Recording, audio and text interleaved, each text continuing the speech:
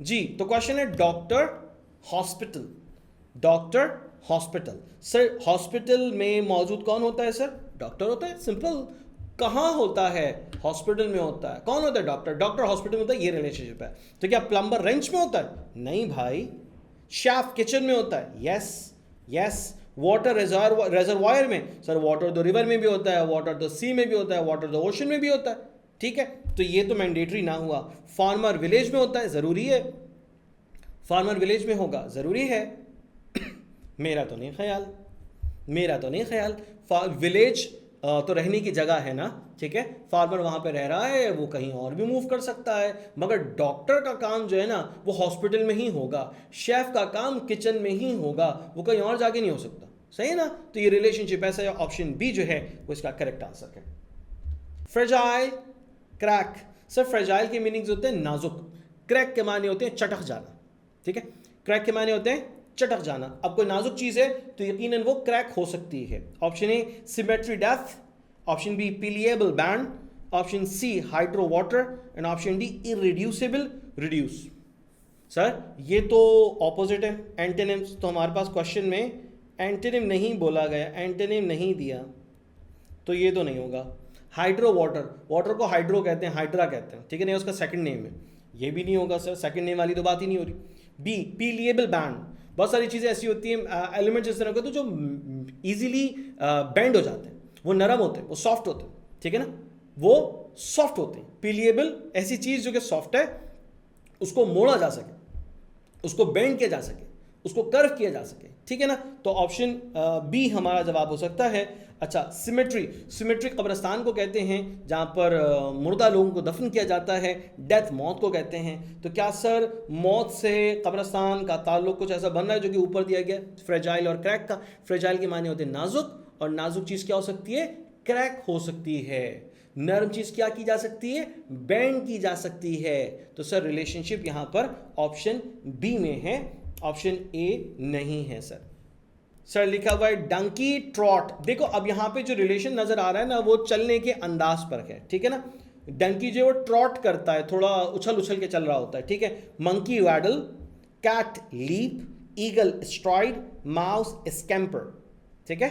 ये ऊपर जो आपके पास एग्जांपल मौजूद है रिलेशनशिप वाली, वो डंकी के गधे के आगे चलने के लिए बात हो रही है कि वो थोड़ा सा उछल उछल के थोड़ा सा मटक के चल रहा होता है, ठीक है ना। अच्छा, तो इसमें क्या कह रहे हैं सर? मंकी वाडल, ओके, वाडल कहते हैं वॉक करने को, चलने को। तो सर मंकी वॉक तो नहीं करता अमूमन, वो तो छलांगे लगाता है एक शाख से दूसरी शाख पे, ठीक है ना, तो ये इसका रिलेशनशिप नहीं देता। अच्छा, कैट लीप, ओके। उसके बाद लिखा है ईगल स्ट्राइड। स्ट्राइड कहते हैं लॉन्ग स्टेप को, तो भाई eagle is a bird, it does not take long step, ठीक है, तो ये वाला रिलेशनशिप भी ठीक नहीं है sir. Mouse scamper, yes option D, mouse scamper. Mouse चूहे को कहते हैं, स्कैम्पर छोटे छोटे फासले से आगे बढ़ना, छोटे छोटे फासले से जल्दी जल्दी आगे बढ़ना, ये स्कैम्पर की मीनिंग है। तो ऑप्शन डी हमारा जो है वो करेक्ट रिलेशनशिप दे रहा है कि भाई एक नेम है किसी भी एनिमल का, और उसके चलने के अंदाज को रेफर किया जा रहा है। यहाँ पे भी ये हो रहा है कि एनिमल का नेम है और उसके चलने के अंदाज को रेफर किया जा रहा है। Same, option D is the right answer and the rest of the options are incorrect. Okay, next word है soldier regiment. Soldier regiment, soldier सिपाही को कहते हैं, रेजिमेंट उसकी पूरी की पूरी टोली को कहते हैं, जिसमें 200-300 सिपाही इकट्ठा होते हैं, ठीक है ना। वो किसी लेफ्टिनेंट के अंडर में होती है, उसको रेजिमेंट कहते हैं, सही ना। बहुत सारे सोल्जर्स उसमें होते हैं, ये समझ लीजिए। अच्छा, फ्लावर्स बंच, ठीक है। Drop ocean, okay sir. Seller crew, seller crew, और उसके बाद लिखा हुआ है डेयर जंगल। तो सर डेयर जंगल ये तो कोई सेंस नहीं दे रहा, डेयर यानी कि हिरन जंगल में होता है, ठीक है सर। सेलर क्रू, सेलर किसे कहते हैं? कश्ती चलाने वाले को कहते हैं, मल्लाह को कहते हैं। और क्रू किसे कहते हैं? क्रूज की टीम को कहा जाता है, ठीक है जी। उसके बाद लिखा है ड्रॉप ओशन। सर ड्रॉप कतरे को कहते हैं, ओशन बहर को कहते हैं। तो सर ये तो कलेक्शन बहुत बड़ी है, ये तो बहुत बड़ी है, रेजिमेंट वाली कलेक्शन नहीं है। रेजिमेंट का मतलब कि 200-300 सिपाही इकट्ठा है। अब एक फौज में हजारों लाखों सिपाही होते हैं, तो ये रिलेशनशिप कुछ बन नहीं रहा, ठीक है ना जी। अच्छा, उसके बाद में अगर देखता हूं फ्लावर बंच, फ्लावर बंच ये हो सकता है, ये हो सकता है। फ्लावर बंच भी नहीं हो सकता, क्यों नहीं हो सकता सर? सर यहाँ पे ना रिलेशनशिप कंट्रोल करने का है भाई। जो सोल्जर्स की एक कंप्लीट रेजिमेंट होती है उसको एक बंदा कंट्रोल करता है, यहां पे क्या सेंस है? ऐसा ऐसा तो कोई सेंस नहीं है, ऐसा तो कोई सेंस नहीं है, ठीक है ना। अब यहां पर अगर मैं देखता हूं ऑप्शन सी में, तो सेलर मल्ला है, कश्ती चलाने वाला, उसकी पूरी क्रू है, उसकी पूरी टीम है, जिसके जरिए से वो अपने कामों को पूरा करता है। इस तरह से रेजिमेंट होती है फौज में, जो उसका लेफ्टिनेंट है, जो उसका कॉलोनल है, वो उसको लीड करता है और फौज के मकासद को हासिल करता है, फौज का जो काम है करना वो पूरा करवाता है, ठीक है। तो रिलेशनशिप यहां पर सेम हो रहा है, option C sailor crew, option C is the right answer, option A option B नहीं होगा। फ्लैग नेशन, कौम का क्या होता है? निशान जो होता है वो नेशन से वो रिप्रेजेंट हो रही होती है। वो कौन, जिस तरह पाकिस्तान का झंडा है हरे और सफ़ेद रंग का, तो बड़ा खूबसूरत दिखता है, चांद तारों से बना है, बड़ा प्यारा दिखता है वो, तो वो निशान है, वो क्या कह सकते हैं कि उसकी रिप्रेजेंटेटिव है उस स्टेट, उस नेशन का। सर उसके बाद लिखा है emblem prosperity. Sir emblem basically कहा जाता है लोगों को, ठीक है, लोगो, मुख्तलिफ ब्रांड्स के लोगो होते हैं ना, ठीक है, तो वो लोगों को कहा जाता है। प्रॉस्पेरिटी कामयाबी को, तरक्की को कहते हैं, तो कामयाबी और तरक्की को जाहिर करने के लिए एम्ब्लम लोगो नहीं, ऐसा तो कुछ इस्तेमाल नहीं होता। Sir insignia rank, sir insignia कहते हैं बैज को, बैज लगाते हैं ना, आपने कभी किसी कैप्टन को देखा हो, किसी कर्नल को देखा हो, ठीक है ना, तो आप देखते हैं कि उनके चेस्ट पे जो है, सीने पे जो है वो बैज लगे होते हैं, ठीक है, बैज लगे होते हैं, जिससे क्या होता है उनका रैंक पता चलता है, जिससे उनका रैंक मालूम होता है, ठीक है। आपने पुलिस वालों को देखा होगा कि उनके शोल्डर के ऊपर जो है वो फूल लगे हुए होते हैं, कोई 2 फूल लगे हुए हैं, किसी के 3 फूल लगे हैं, तो उनके रैंक को बताता है, सही है। अच्छा, तो भाई इंसिग्निया रैंक बिल्कुल सही रिलेशनशिप है, option B is the right answer. Wealth prestige, wealth शौहरत को कहते हैं, प्रेस्टेज मशहूरी को कहते हैं, इज्जत को कहते हैं, ऑनर स्टेटस सिनोनिम है सर, ऑप्शन सी और ऑप्शन डी नहीं है, ऑप्शन बी हमारा राइट आंसर है। ओके, इसलिए लिखा हुआ क्वाइन मिंट, जिस जगह क्वाइंस बनाए जाते हैं उस जगह को कहा जाता है मिंट, जिस जगह क्वाइंस बनाए जाते हैं उस जगह को क्या कहा जाता है? मिंट कहा जाता है। ये बात आसानी से याद रह गई। सर ग्रेन फील्ड, ग्रेन जो वो फील्ड में बनते हैं, अच्छा। हे स्टेबल, हे घास को कहते हैं, सूखी घास को कहते हैं, स्टेबल अस्तबल को कहते हैं। सर वाइन ब्रेवरी, ठीक है, वाइन ब्रेवरी सही है जी। बुक पब्लिशर, पब्लिशर्स के पास बुक बनती है? नहीं सर, पब्लिशर तो किताब को पब्लिश करने वाले को कहते हैं, ठीक है, जो प्रेस होता है ना वहां किताब बनती है, तो ये तो नहीं होगा, ये तो नहीं होगा। सर शराब जहां बनाई जाती है उसको ब्रेवरी कहते हैं, शराब जहां बनाई जाती है उसको क्या कहते हैं? ब्रेवरी कहते हैं। तो भाई ये हमारा सही जवाब होगा। हे स्टेबल, भाई देखो हे सूखी घास को कहते हैं, वो स्तबल में होती है, गधा या घोड़ा जो स्तबल में रखा जाता है वो उस घास को खाता है, वो उस घास को खाता है, वो घास वहां पे उगती नहीं है, वो लाई जाती है खाने के तौर पे, खुराक के तौर पे, ठीक है ना, बनती नहीं है वहां पे। ग्रेन, देखो ग्रेन जो होते हैं ना, दाने जो होते हैं वो पौधे में लगते हैं, ठीक है, वो खेत में नहीं पैदा हो रहे होते, वो पौधे में लगते हैं। पौधे में जैसे आपने चावल का बूटा देखा होगा, इसी तरह से आपने बाजरे का बूटा देखा होगा, जो उसका शेफ होता है पूरा ना, तो उसके अंदर दाने पुरे होते हैं। गंदम को भी देखा होगा, गंदम के दाने पुरे होते हैं उसके अंदर। तो भाई ये जो ग्रेन है ये फील्ड में पैदा नहीं होता, बनता नहीं है, ये तो पौधों का एक आउटपुट के तौर पे हमें मिल रहा होता है, ठीक है। अच्छा, तो हे स्टेबल और ग्रेन फील्ड नहीं है भाई, वाइन ब्रेवरी हमारा रेलेवेंट, मोस्ट रेलेवेंट ऑप्शन है हमारे क्वेश्चन का। तो जनाब लिखा हुआ है नेक्स्ट, स्टेट एग्जाइल, स्टेट कहते हैं रियासत को, एग्जाइल कहते हैं बाहर निकाल देना, किसी को बाहर कर देना।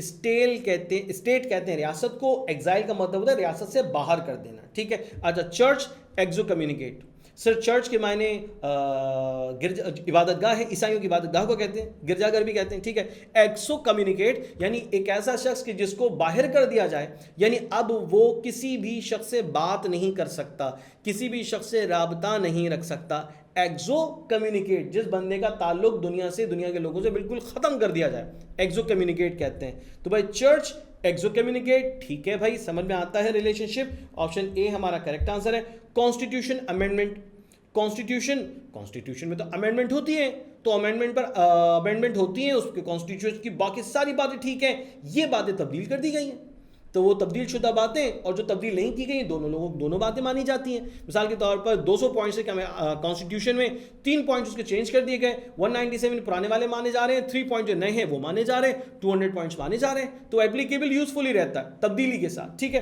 तो भाई ये स्टेट एग्जाइल वाला कॉन्सेप्ट तो नहीं आ रहा इधर, ठीक है। अच्छा, नेक्स्ट में क्या है? जज कन्विक्ट, जज क्या करता है?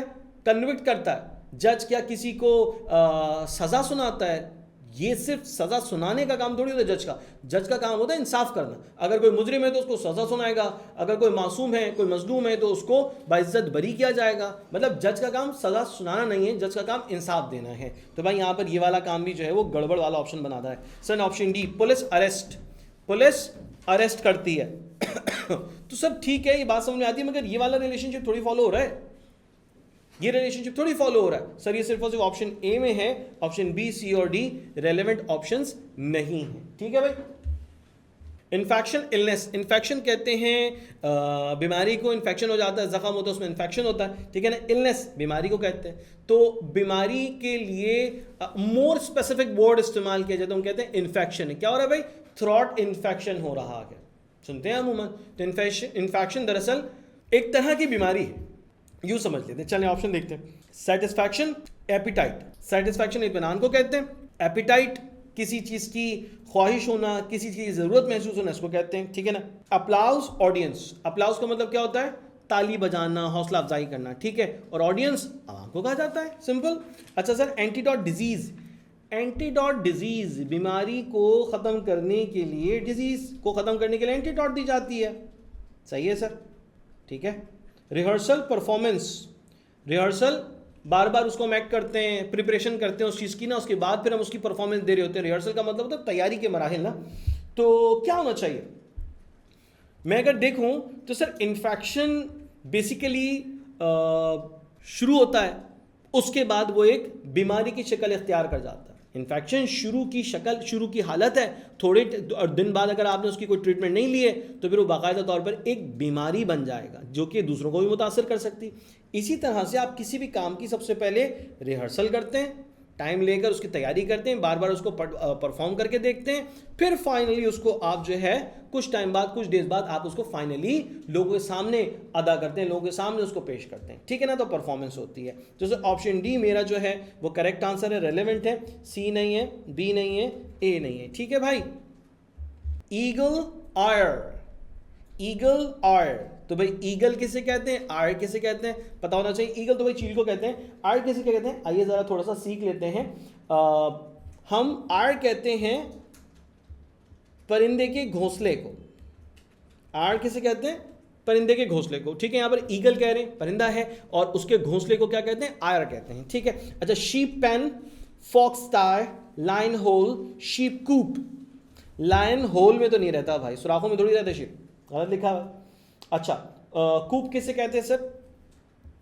कूप कहते हैं केज को, लॉकअप को, सही है। अच्छा, उसके बाद फॉक्स स्टे है, और उसके बाद है sheep pen. Sir pen basically कहा जाता है लिविंग प्लेस को, लिविंग प्लेस। सर यहाँ पे शीप पेन लिखा है, शीप कोप लिखा है, तो दोनों का डिफरेंस क्या है? देखो, शीप के रहने के लिए जगह होती है, यानी कि हम चार तरह से ना उसको कवर कर लेते हैं, बाड़ लगा देते हैं, बस वो भेड़ जो है वो वहीं रहेंगे, उससे बाहर नहीं आएंगे। तो ये लॉकअप तो नहीं है, ये कूप तो नहीं है, ये कैद तो नहीं किया जा रहा, ये कैद तो नहीं किया जा रहा। हाँ, उनके लिए लकड़ियाँ लगाकर उनको रोकने के लिए रखा गया है कि वो बाहर ना चले जाए, नुकसान ना हो जाए, मगर वो वहाँ पर घूमते फिरते रहेंगे, आज़ाद रहेंगे, बहुत सारे भेड़ इकट्ठा रहते हैं, सही है ना। तो यहाँ पे वर्ड जो कूप का इस्तेमाल हो शीप के साथ, वो नहीं होना चाहिए, क्योंकि ईगल आयर का रिलेशनशिप है। ईगल का घर आयर कहला रहा है, ईगल का नेस्ट आयर कहला रहा है, तो भाई शीप के लिए कूप तो नहीं होगा। शीप के लिए क्या होना चाहिए सर? शीप के लिए होना चाहिए pen. Yes yes yes, sheep के लिए होना चाहिए पेन, लिविंग प्लेस। आगे जाते हैं। ओके, नेक्स्ट हमारे पास क्या मौजूद है? ऑप्शन ए इसका सही है भाई, ऑप्शन बी नहीं है, सी नहीं है, डी नहीं है, right. Okay, sheep mutton. Sheep mutton, समझ में आ रहा है रिलेशनशिप? शीप के, भेड़ के गोश्त को हम क्या कहते हैं? मटन कहते हैं। Okay, duck roast, hen poultry, deer venison, और lamb veal. Sir option C लग रहा है, देखें ऑप्शन सी लग रहा है, डेयर के यानी कि हिरन के गोश्त को वेनिसन कहते हैं, ठीक है। अच्छा, डक के गोश्त को रोस्ट, नहीं नहीं नहीं नहीं, रोस्ट तो चिकन का भी होता है, चिकन का भी होता है। Hen poultry, hen poultry, sir poultry, poultry farm होते हैं, पोल्ट्री एक और वर्ड है, हैन की जो फार्मिंग होती है उसके लिए वर्ड इस्तेमाल होता है, ये उसके गोश्त को तो नहीं कहते। अच्छा, डेयर वेनिसन मुझे ठीक लग रहा है, ठीक है ना। उसके बाद लिखा लैम्ब व्हील। व्हील किसे कहते हैं भाई? कंफ्यूज नहीं होना है, हाइफर को कहते हैं, ठीक है, हाइफर को कहते हैं, या फिर काफ को भी कहते हैं, काफ भी कह सकते हैं, ठीक है, गाय के बच्चे को कहते हैं। गाय के बच्चे को कहा जाता है व्हील, लैम्ब भेड़ को कहते हैं। तो यहाँ पे तो गोश्त वाला कोई रिलेशनशिप ही नहीं है, ठीक है ना भाई। तो यहाँ पे डियर वेनिशन होना चाहिए, वेनिशन हिरन के गोश्त को कहते हैं, ठीक है भाई। ये मोस्ट इंपॉर्टेंट एनालॉजीज अभी आपके साथ डिस्कस हो रहे हैं, उस पर बात हो रही है, और बस कोशिश ये है कि आप ज्यादा से ज्यादा एनालॉजीज सीख जाएं, समझ जाएं, याद रख लें, ताकि फाइनली जो है वो आप अपने इस क्वेश्चन को पेपर में बेहतरीन कर सकें।